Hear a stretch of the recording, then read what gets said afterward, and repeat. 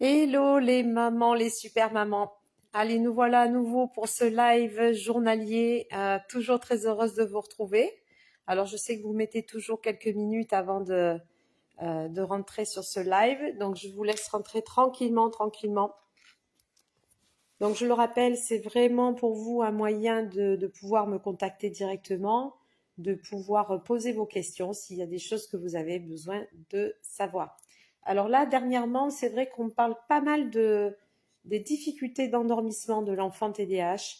Et c'est vrai que ça, c'est un sujet, je pense, qui touche énormément de mamans. Donc, qui doivent faire face à cet handicap, hein, parce que c'en est un, on le sait maintenant. Et donc, peut-être que je pourrais répondre justement sur certains points là-dessus. Alors, il faut savoir que l'enfant TDAH, alors je vois qu'il y a déjà deux mamans qui sont présentes, vous pouvez me faire un petit coucou, ça serait génial, et comme ça, je me sens un peu moins seule. Donc, par rapport à l'endormissement de l'enfant TDAH, en fait, il y a une explication qui est très simple. C'est que l'enfant TDAH produit beaucoup moins de mélatonine dans son organisme. La mélatonine, bon, je ne vais pas vous faire un cours de médecine parce que je ne le suis pas, je ne suis pas médecin, mais en tout cas, j'ai au moins cette connaissance-là, c'est-à-dire que la mélatonine, c'est une hormone naturelle qui va gérer justement le sommeil, hein, le besoin d'avoir envie de dormir. Eh bien, c'est cette hormone-là qui va permettre. Bonjour Audrey, coucou 3TDH, super, eh bien, bienvenue au club, c'est pareil pour moi, 3TDH aussi. Donc, je pense qu'on sait bien toutes les deux de quoi on parle. Hein, concernant l'endormissement, c'est vrai que ça, c'est un sujet qui fait beaucoup d'émules autour du TDAH. On ne sait pas comment faire. On a beau les mettre au lit, ils reviennent une fois, deux fois, trois fois, et ça peut durer des fois jusqu'à 11 heures, minuit. J'ai pas mal de mamans qui me disaient, face à la publication que je mets pour ma conférence qui va avoir lieu d'ailleurs ce soir à 21h, hein, j'espère que vous serez présente, que vous avez pensé à vous inscrire, que 21h c'est trop tôt parce que les enfants sont toujours là au milieu et que c'est compliqué, etc., etc. Alors, j'ai fait le choix de 21h parce que justement, j'estime qu'à 21h, un enfant doit être au lit et qu'il est tout à fait capable de rester dans son lit. Et s'il ne trouve pas le sommeil, bah, il faut qu'il prenne un livre, il faut qu'il s'occupe, il faut qu'il apprenne à rester dans son lit et laisser maman s'occuper de sa maison, de son mari, s'occuper d'elle aussi. Enfin voilà. Donc, si votre enfant, effectivement, voilà, Audrey me dit, voilà, moi c'est 23h30, bon, évidemment, c'est beaucoup trop tard parce que c'est vrai que l'enfant, il va accumuler nuit après nuit énormément de fatigue. Donc, comme je l'ai expliqué, l'enfant a une grande difficulté, pour le TDAH en tout cas, à produire cette fameuse hormone du sommeil qui est la mélatonine. Donc, parfois, j'entends des mamans qui me disent, oui, mais attendez, c'est encore un traitement pour dormir. Absolument pas. C'est un complément, c'est quelque chose que l'on produit naturellement et qui est malheureusement insuffisant dans l'organisme des enfants TDAH. Et donc, il suffit simplement de leur donner ce complément. Alors moi, généralement, je lui donne toujours au moment du repas, donc bien avant qu'elle doive aller au lit. Je parle pour ma petite dernière parce que c'est celle aujourd'hui, souvent ça se révèle plus pour les premières années de vie. Après, quand ils deviennent adolescents, etc., ils commencent à retrouver un nouveau rythme. Mais souvent, on va dire jusqu'à 12-13 ans, c'est toujours un peu compliqué de trouver le sommeil. Donc, moi, je lui donne toujours deux petits comprimés de mélatonine de 1,9 mg. Alors, chez les TDAH, on surdose un petit peu parfois. Normalement, 1,9 suffit pour un tout petit, même voire un peu moins, selon son âge, selon son poids. Et donc, je lui donne toujours au moment du repas. Ce qui fait qu'au moment d'aller au lit, eh ben, déjà, elle ressent les effets et puis elle a envie de dormir. Et quand je la couche, eh bien, évidemment, il y a tout un rituel que j'ai mis en place avec elle. Et puis, elle trouve le sommeil très facilement. Alors, il faut savoir que la mélatonine, elle va favoriser l'endormissement. C'est pas ce qui va vous garantir une durée de sommeil jusqu'au matin. Mais généralement, c'est cet endormissement-là qui pose vraiment problème parce que c'est un cerveau qui est tout le temps en activité et qui continue à faire des mécaniques. Et donc, ça peut non seulement l'empêcher de s'endormir, mais ça va même l'empêcher d'avoir un sommeil reposant, détendu tout au long de la nuit. Donc, la mélatonine, elle va pouvoir annihiler cette pensée qui tourne en boucle pour pouvoir trouver un sommeil qui va être vraiment profond et reposant. Et de cette manière, ensuite, il va avoir une nuit beaucoup plus facile, beaucoup plus accessible. Donc, je vois que nous sommes quand même déjà un petit peu nombreuses pour cette réunion. Alors, je vous le dis, j'ai un coaching dans 20 minutes. Donc, j'ai 20 minutes pour vous accorder. Franchement, allez-y, foncez, allez-y, posez-moi vos questions s'il y a des choses que vous avez besoin de savoir, s'il y a des choses qui vous dérangent, s'il y a des zones d'ombre encore par rapport à vous en tant que maman d'enfant TDAH, bien sûr, parce que ça, je ne le mets pas de côté, jamais. C'est toujours important de pouvoir parler de soi et de son bien-être et voilà, de son équilibre personnel, mais aussi si vous avez des questions quant à votre parcours avec votre enfant, que ce soit dans votre relationnel, que ce soit dans votre fonctionnement à la maison avec lui. Voilà, s'il y a des choses que vous avez besoin de savoir, franchement, n'hésitez pas. Posez vos questions, je suis là pour ça. Donc là, j'ai déjà Audrey qui s'est manifestée et qui m'a parlé, donc elle avait 3 enfants TDAH. Audrey, est-ce que vous avez des questions? Est-ce que vous avez des choses que vous avez besoin de savoir et que éventuellement je puisse répondre? Généralement, j'ai toujours une petite réponse. Bon, je ne sais pas tout sur tout. Je ne suis pas Dieu, je ne suis pas devin, mais en tout cas, j'essaye toujours d'apporter un petit peu d'éclaircissement. J'essaye toujours de vous aider, quoi. C'est le but quand même, c'est de pouvoir améliorer un petit peu votre compréhension du TDAH et de tout ce que ça implique dans votre vie. Alors Audrey qui continue à parler avec moi, leurs émotions sont plus. Comment faire? Alors j'en lis, il y en a au moins 5 de plus, hein, Audrey, si c'est bien ça. Nadou, bonjour Nadou. Alors Audrey, oui, de toute façon, les émotions, c'est un peu comme tout le reste. C'est-à-dire que ce sont des enfants qui vivent les choses fois 10, hein, pour tout. Quand ils sont contents, ils sont très contents. Quand ils sont en colère, ils sont très en colère. Quand ils sont tristes, ils sont très tristes. En réalité, on appelle ça une immaturité affective. C'est-à-dire, c'est un peu comme des gros bébés, hein. Tout est multiplié. Marie-Charlotte, bonjour à toutes. Bonjour, Marie-Charlotte, très contente de vous avoir parmi nous. Donc, en réalité, c'est ce fameux lobe frontal, cette partie avant du cerveau, qui malheureusement ne se développe pas comme pour n'importe qui d'autre et qui va générer des problèmes quant à la gestion des émotions, dans la concentration, l'attention qu'il peut avoir selon certaines tâches. Et c'est pour ça d'ailleurs que souvent quand c'est un travail qui est plus stimulant, qui leur fait plus plaisir, ben là ils ont cette capacité d'être très attentifs parce qu'il y a cette hormone du bien-être, hein, qui va les aider. Mais quand on est face à des émotions fortes, eh bien effectivement ça passe tout de suite à un stade très important, supérieur. Et là, j'ai envie de vous dire comment faire, Audrey, ben, tout simplement en travaillant en miroir avec lui, encore une fois. Et je le dis tout le temps parce que c'est vrai. Si vous regardez aussi mes autres lives, je vous en parlerai souvent.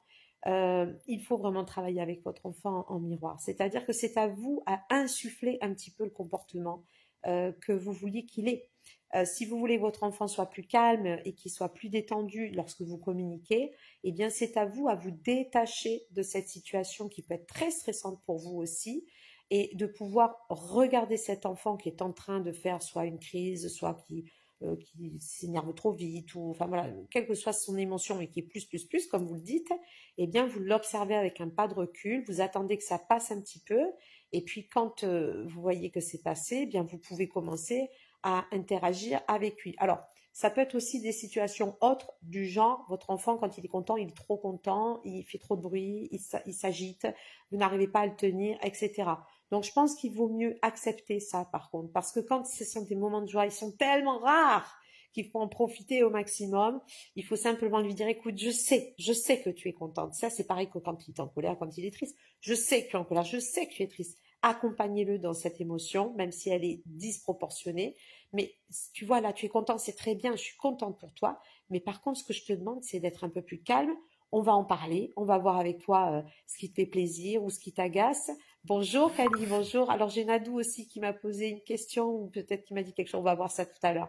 Donc voilà, vous l'accompagnez dans ça, vous lui dites, voilà, je sais que tu es content, je sais que tu es triste, mais on va en parler, on va prendre les choses les unes après les autres et surtout essaye de te calmer. Si tu as besoin, tu vas prendre un bol d'air, tu respires un bon coup, puis tu reviens après me voir. Donc, il faut toujours imaginer que au moment où cette émotion vient, elle va l'envahir. Donc, quelle que soit l'émotion, elle va être trop forte par rapport à ce qui devrait être. Donc, il faut vraiment l'inviter à se retirer un moment pour revenir après. Il faut qu'il souffle, il faut qu'il relâche un petit peu. J'ai eu un appel, excusez-moi, j'ai dû couper, j'espère qu'elle m'en voudra pas, c'est une maman d'ailleurs. Voilà, comme je suis en live, je peux pas lui répondre maintenant. Natou, moi j'ai un enfant TDAH, il ne fait que taper son petit frère, c'est très pénible. Ah, alors ça c'est intéressant. Donc là, on est face à effectivement une altercation frère-sœur. Donc souvent, ce qui se passe chez le TDAH, c'est que déjà, il faut comprendre pourquoi il est comme ça. Ça, ce sont des situations très courantes chez les enfants TDAH parce qu'en réalité, ils ont ce besoin d'être le centre de l'attention de l'adulte. Ils ont besoin qu'on les regarde. Ils ont besoin qu'on fasse attention à eux. Ils savent, au fur et à mesure qu'ils grandissent, que c'est compliqué parce que ils agacent. Ils subissent souvent le rejet. Et donc, ça va se décupler. Quand on alimente ce besoin d'attention, tout va bien, ça va bien se passer, les choses vont se faire toutes seules. Il va commencer à apprécier le fait de ne pas avoir toujours cette attention qui tourne sur eux. Mais quand ils subissent beaucoup le rejet, beaucoup la différence par rapport aux autres, le jugement, etc., ils ont besoin d'avoir toujours ce besoin d'attention de l'autre. Et surtout pour sa maman. Et malheureusement, quand le petit frère ou la petite sœur arrive, c'est compliqué parce qu'effectivement, ben, il y a un instinct qui est là et qui dit, ben moi, dans tout ça, qu'est-ce que je suis? C'est pas proprement dit de la jalousie, c'est quand il s'affole à l'idée que peut-être l'amour va se diviser. Alors moi, je pense que ce qui est important dans ces cas-là, c'est déjà rassurer l'enfant et lui l'amener et que l'enfant d'une manière différente de l'un à l'autre, mais que l'amour ne va pas se diviser. Donc, vous pouvez par exemple lui donner un exemple qui est juste génial. J'avais vu ça d'un grand un physicien, je crois que c'était un physicien qui expliquait une chose, qui disait la connaissance ne se divise pas, elle ne se partage pas, elle va se multiplier. Plus on va la partager et plus elle va être grande. Et ben, peut-être qu'il faut expliquer simplement à cet enfant, lui dire, tu vois, mon amour, quand je te le donne, eh bien, tu vas pouvoir toi en donner aussi et ça va se multiplier. Plus je te donne de l'amour et plus toi, tu vas être aussi capable de donner de l'amour. Et il faut lui expliquer aussi, tu vois, regarde, tu as un problème, par exemple, pour un devoir, je t'explique, je te donne ma connaissance, et qu'est-ce qui se passe? J'ai pas moins de connaissances, parce que je viens de te la donner, je l'ai toujours ma connaissance, je sais toujours comment on réalise ce devoir. Mais par contre, toi, maintenant, tu sais aussi le faire. Et tu vois, ma connaissance est multipliée. Eh bien, mon amour, c'est exactement le même travail que je fais avec toi. Je te donne mon amour, mais il va pouvoir se multiplier. Donc, il faut vraiment expliquer cela pour déjà rassurer l'enfant et qu'il comprenne que ce n'est pas parce qu'il y a un petit frère ou une petite sœur qu'il n'est pas capable enfin, qui n'a pas cette capacité d'attirer encore l'amour de sa mère. Ça, c'est très important. Calmira, pour ma part, j'éprouve beaucoup de difficultés à prendre du recul car physiquement, je suis vraiment fatiguée. Par moments, je n'y arrive plus. Le problème chez nous, c'est que nous posons, alors attendez, je n'étais où? Les règles, le cadre, on accompagne notre petit, mais dès qu'il repart chez son papa, ah oui, et dès qu'il revient, on doit tout recommencer. C'est comme si tout notre travail avait disparu. Cela fait 7 ans que ça dure, et aujourd'hui, j'en suis à mon deuxième burn-out.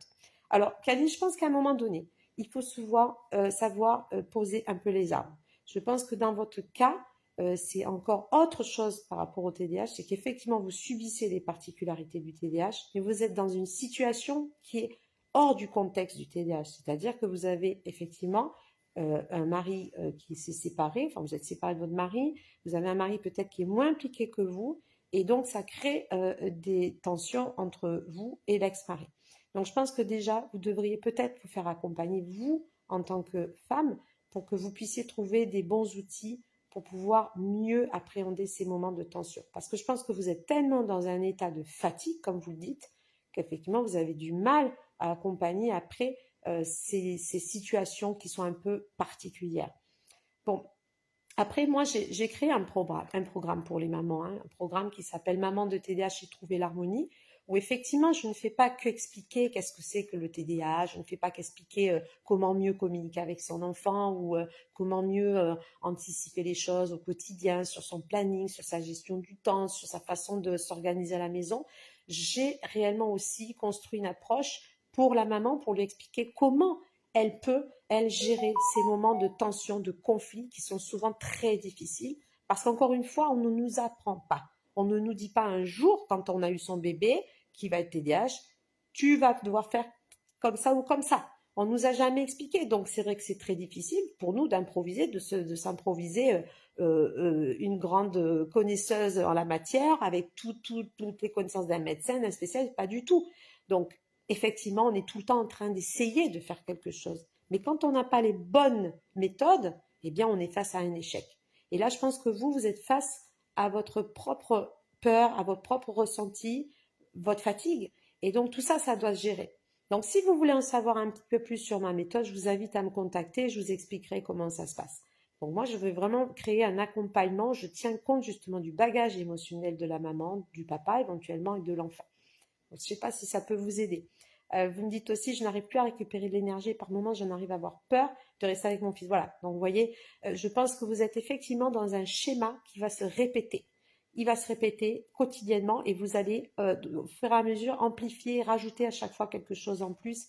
Et ça va être très compliqué pour vous au quotidien de pouvoir faire la part des choses finalement. Donc, je vous conseille vraiment de mettre quelque chose en place, de prendre une décision vraiment pour vous et pour votre enfant. Là, il en va de votre santé mentale, hein. Donc, on parle bien de quelque chose de très important, hein. Marie-Charlotte, mon fils a 6 ans, il est en CP, diagnostic posé. Cet été, son comportement à l'école est très difficile, il est toujours dans le rouge et à l'orange. J'ai beau le motiver à être calme, hop. Alors, j'ai une maman qui s'est greffée au niveau de la vidéo. Non, pas du tout. Il faut simplement assister à la vidéo comme ça et ça marche très bien. Désolée hein, si je vous ai refusé. Vous avez juste à y participer, ça va se faire tout seul. Donc, il est souvent dans l'école, dans le rouge, dans le orange. J'ai beau le motiver à être calme à l'école, avec des récompenses, mais à l'école, il n'a pas l'attention qu'il a besoin. J'en ai marre de devoir lui disputer en rentrant le soir à 19h car il est dans le rouge alors que je n'ai pas vu.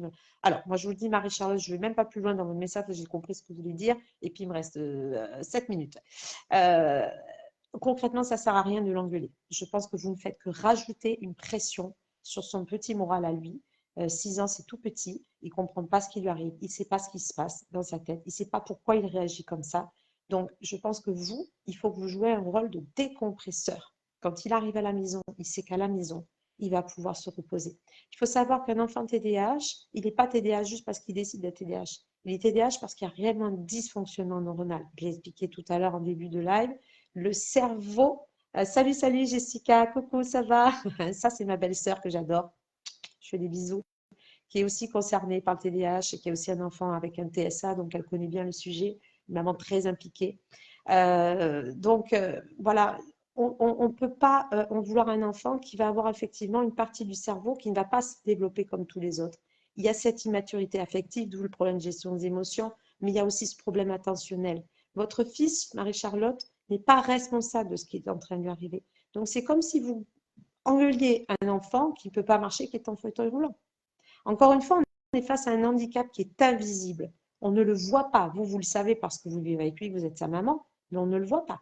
Mais lui, votre enfant, il est là, il subit déjà finalement les conséquences de cet handicap. Donc, je vous invite vraiment à être beaucoup plus, comment dire, conciliante.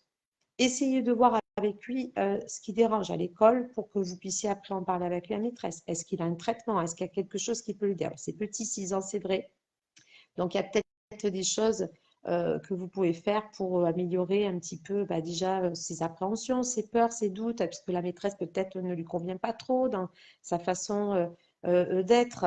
Voilà, donc moi, je vous conseille vraiment de faire très attention à tout ça, parce que, vous savez, là, vous êtes en train de mettre des marqueurs dans son esprit, comme quoi c'est sa faute.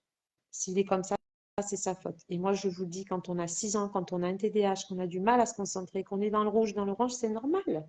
C'est pas sa faute. Il n'est absolument pas responsable de ce qu'il est en train de faire. Je pense qu'il vaut mieux accompagner. Bonjour Aurélie, bonjour à nouveau Aurélie qui était déjà là hier, la veille, je m'en souviens, j'ai une bonne mémoire. Donc coucou. Voilà, donc franchement, si vous avez besoin d'avoir un petit peu plus de réponses à ce sujet, je vous invite à me contacter en privé, je me ferai un plaisir de vous répondre là-dessus, peut-être savoir comment vous pouvez mieux accompagner cet enfant qui visiblement est en grande difficulté dans ses apprentissages. Donc franchement, n'hésitez pas, vous avez le lien Facebook, vous pouvez me contacter, vous m'envoyez un message et puis je pourrai voir avec vous qu'est-ce qui peut être possible pour lui pour que ça se passe mieux. Marie-Charlotte, merci beaucoup, je n'avais pas vu comme ça. Voilà, donc vous voyez pourquoi c'est si important de pouvoir communiquer entre nous, parce que c'est là où vous voyez que effectivement, il y a peut-être des choses qu'on fait et qu'on ne fait peut-être pas toujours très bien. Jessica, la difficulté est là, c'est invisible. C'est une des choses que je dis souvent aux professeurs, demander à un aveugle de voir ce qu'il y a écrit sur le tableau. Eh bien, c'est pareil. Oui, exactement, sur certaines choses pour nos enfants TDA ou TSA. Exactement, Jessica, c'est exactement ça. C'est vrai que notre problématique à nous en tant que maman, c'est de devoir toujours justifier cet handicap qui ne se voit pas. Il y a même des personnes qui vont vous dire qu'il le fait exprès, qui ne met pas de bonne volonté. Souvent, le nombre de mots que j'ai eu chez mes enfants, des profs qui disent, ils ne se concentrent pas. Il faut qu'ils se concentrent. C'est comme si vous disiez à ce tétraplégique, mais j'en ai marre, il ne se lève pas. Mais enfin, mais qu'est-ce qu'il attend? Il se fiche de nous, quoi. Bon, j'extrapole un peu, mais c'est vrai que c'est compliqué, c'est vraiment compliqué pour nous, c'est fatigant. Nadou, le corps enseignant devrait être formé au TDAH parce qu'ils font n'importe quoi. Alors non, ils ne font pas n'importe quoi. C'est exactement la même chose que vous, maman d'enfant TDAH. Ils ne savent pas. Donc s'ils ne savent pas, ils font pas comme il faut. Quand on ne sait pas, on ne peut pas improviser, on ne peut pas inventer des choses. Donc, je pense que les enseignants, oui, ils devraient être formés. Alors, ils le sont. Il faut savoir qu'ils ont des formations qui sont accessibles. J'ai déjà discuté beaucoup de fois avec des professeurs à ce sujet. Il y a des formations qui leur sont proposées, mais visiblement, les formations ne sont pas forcément très au point. Ce n'est pas encore très complet. Peut-être pas mis à la page du jour. Peut-être ça a été fait il y a un certain temps, puis c'est plus trop actualisé. Moi, on m'a dit aussi que les formations, c'était vraiment au bon vouloir du professeur. Il y a des professeurs qui ne s'intéressent pas du tout à ça. Peut-être qu'il leur faut être souvent plus confrontés à ça, souvent pour accepter de se former. Donc, encore une fois, c'est une décision du professeur. Mélanie, bonjour. C'est exactement ça, Mélanie. Les enseignants, mais les parents aussi, c'est très dur pour nous, bien sûr. Bien sûr, c'est très dur pour tout le monde de toute façon. On est face à une société qui évolue, qui change, et on se rend bien compte que les côtés des apprentissages, que ce soit la vie à la maison, à l'école, de toute façon, ça va toucher à toutes les sphères de nos vies. Alors, il est -2 exactement. J'ai donc un coaching qui va commencer pour moi de mon côté.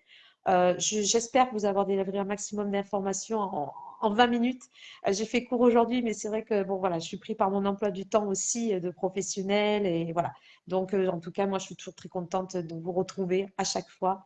Mon petit a été changé de classe Nadou parce qu'il parlait trop et dérangeait. Bon, voilà. Donc, il faut que la maîtresse soit compréhensive aussi. Il faut peut-être lui expliquer. Alors, une chose que je vais vous dire vite fait. Ce soir, il y a une conférence en ligne à 21 heures où je vais parler justement de votre situation de maman, TDAH, de votre situation aussi professionnelle, parce que c'est vrai qu'on a du mal à allier les deux, pardon. Pour toutes celles qui seront présentes à cette conférence, eh bien, je leur propose un document gratuit que je vais leur offrir qui va toucher justement au monde de l'école. Donc voilà, je vous invite vraiment à vous joindre à nous pour cela et vous verrez que ça va être extraordinaire. Merci Audrey, merci pour tout ça. Bonne journée à vous aussi. Oui, bon, alors voilà, le petit qui est mis dans le couloir, Cali, oui, je comprends, effectivement, c'est toujours très compliqué. Ben, je vous invite à nous rejoindre sur cette conférence. Je vous mets le lien ci-après dans les commentaires. Merci pour votre aide, Marie-Charlotte. Mais c'est un grand plaisir, il n'y a pas de souci. On se retrouve demain à partir de 13h, 13h30. Je n'ai pas d'heure fixe parce que je fais en fonction de mon emploi du temps aussi. Mais en tout cas, je me donne les moyens. Elle est au courant parce que mon grand est diagnostiqué super, mais il faut savoir quel accompagnement il a. Donc, n'hésitez pas à me contacter en privé, on se parlera pour le reste. Je m'y engage, je vous répondrai. Merci beaucoup. Je vous dis une très bonne fin de journée à toutes et je vous remercie pour votre présence et je vous dis à demain. Ciao, ciao.